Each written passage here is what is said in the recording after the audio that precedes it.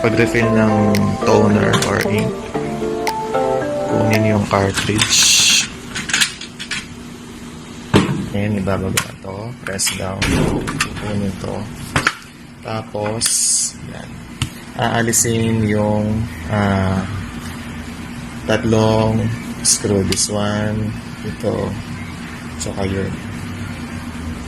Pag naalis na yung screw, aalisin lang po ito. Tapos, aalisin ito. Tapos, ito din. Tapos, aalisin din po ito. Ito yung lalagyan na ng ink. Yan. Pag open, ito na.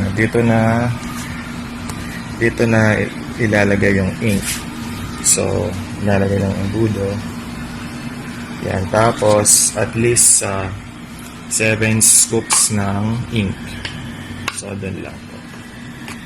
Tapos, balik lang po ulit ng inalis natin kanina. Ito. Tapos, ito ulit.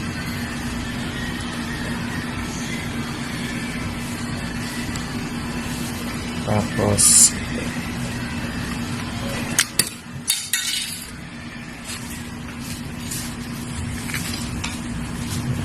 screw na lang po ulit. Tapos, i-shake lang daw para mag-evenly distributed yung ink toner na nilagay natin. Tapos, balik lang ulit sa lalagyanan ng cartridge. Yan. Tapos, ilalagay lang siya ulit. Yan. At huwag kalimutang i-reset. Pag reset naman, i-open po ito and then exit muna and then long press yung OK, tapos start and then up hanggang 10,